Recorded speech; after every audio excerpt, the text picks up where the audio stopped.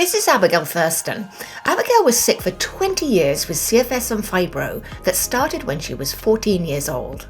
And now staying free from debilitating symptoms means following her simple plan of recovery that easily fits between her full-time job as a heart-based healer and empath coach, volunteering, and life with a husband and felines in the beautiful Hudson Valley.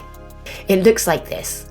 Abigail wakes up every morning without even thinking about whether she'll be able to get through her day.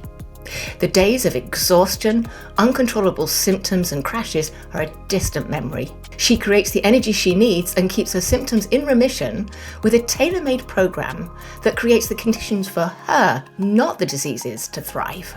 Most doctors scoff at the idea that energy can be generated at will, or that a simple plan can send symptoms into remission, preferring to medicate symptoms away. But it is exactly this focus on taking her recovery into her own hands that has helped Abigail create the program that gives her the ability to show up consistently and reliably in her own business, volunteer for a local non-profit in Saratoga County, New York, go dancing every month, and make and sell crazy balloon animals. Every day, Abigail has the energy she needs to get through the day with some to spare, and there are no toxic drugs, risky therapies, or unproven treatments involved. Yet as you can see, Abigail is living life to the full, virtually indistinguishable from someone without CFS and fibro. You would never know it, but Abigail had been ill her whole adult life with symptoms made much worse by a car crash that left her with torn muscles as well as strained ligaments and tendons in her neck.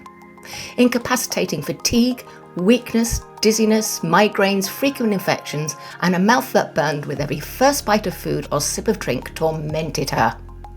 Young and newlywed, she tried to work but could only manage for 6 months before her symptoms would return with a vengeance.